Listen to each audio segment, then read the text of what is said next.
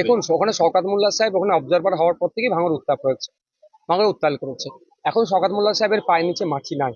রাহুলগাছি অঞ্চলে কদিন আগে তারাই তাদের একটা বাড়িতে আগুন লাগিয়ে দিয়ে আমাদের কর্মীদের নামে মিথ্যা কেস দিতে চেয়েছিল। তদন্ত সাপেক্ষ তদন্ত করুক, যারা আগুন লাগিয়েছে তারা শাস্তি পাক।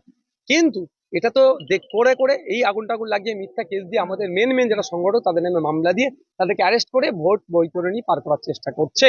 ঠিক একইভাবে গতকালকে যেটা হয়েছে, আমরা বোমগুলির বিরুদ্ধে লড়াই, আমাদের নামে দোষ দিয়ে যাতে ওই বোমাবাজির এতে কি করবে, আমাদের ছেলেদের নামে মিথ্যা কেস দিয়ে অ্যারেস্ট করাবে।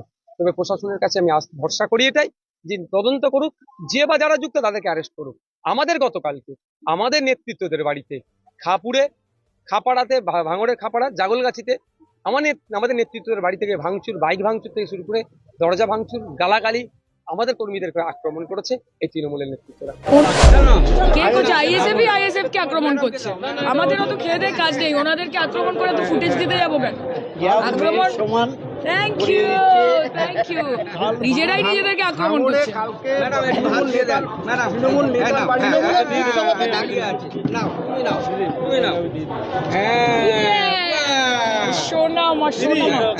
গতকাল ভাঙড়ের তৃণমূল বুথ সভাপতির বাড়িতে বোমা মারা হয়েছে এবং আরো এক জায়গায় হামলা চালানো হয়েছে। পায়ের তলা থেকে মাটিটা যখন সরে যায় তখন ভাঙড়ে যিনি নেতা আছেন নওশাদ সিদ্দিকী, হি রিসর্টস টু ভায়োলেন্স ছাড়া ওদের কিছু করার নেই। ছোট ছোট বাচ্চা ছেলে, তাদের হাতে অস্ত্র তুলে দেয়, তাদেরকে ভায়োলেন্সে নামিয়ে দেয়। এগুলো খুব বেশি যাবে না। নিজেই আত্মসমর্পণ করলো থানায়, কি বলবেন? বলুন, বাংলার মানুষ বলবে, 1 তারিখে বলবে আর তারপর 4 তারিখে।